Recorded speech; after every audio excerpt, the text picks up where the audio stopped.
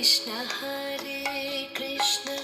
কৃষ্ণ কৃষ্ণ হরে হরে হরে রাম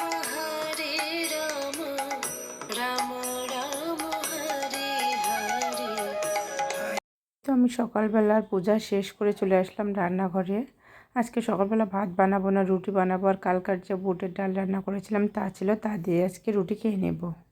পিসুর বাবা সকালে রুটি আর ডাল দিয়ে খেয়ে চলে গেল অফিসে। এখন ছেলেকে খাওয়ার জন্য বসে পড়েছি। এ তো ওকে মুখে দিচ্ছি আর না করতেছে, আর খাচ্ছে একটু একটু করে।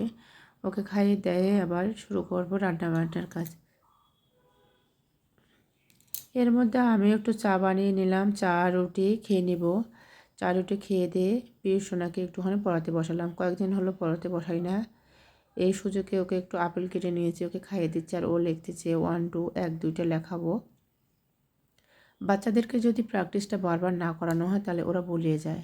এই জন্য আমি প্রতিদিনই চেষ্টা করি ওকে পড়াতে বসাতে। এদিকে চান করারও সময় হয়ে গেছে, প্রায় 12টা বেজে গেছে। চান করার জন্য জল বসিয়ে দিয়েছি, জল বসিয়ে দিয়ে ওকে চানটাও করিয়ে দিয়েছি। এইদিকে রান্নার জন্য সব কিছু আগে কেটে বেছে ধুয়ে রেখে দিয়েছি। আজকে রান্না করব সব নিরামিষ, শাক ভাজি, আলু ভাজি, পটল ভাজি আর সজনে ডাঁটা দিয়ে মুগ ডাল। আমরা নিরামিষ খাই না। হঠাৎ করে কাকু কাকিমা চলে আসছে পাসপোর্ট অফিসে, পরে আমাদের বাসায় চলে আসলো। দুপুরে যেহেতু রান্না করছি তাই সব কিছুই নিরামিষ আজকে রান্না করলাম।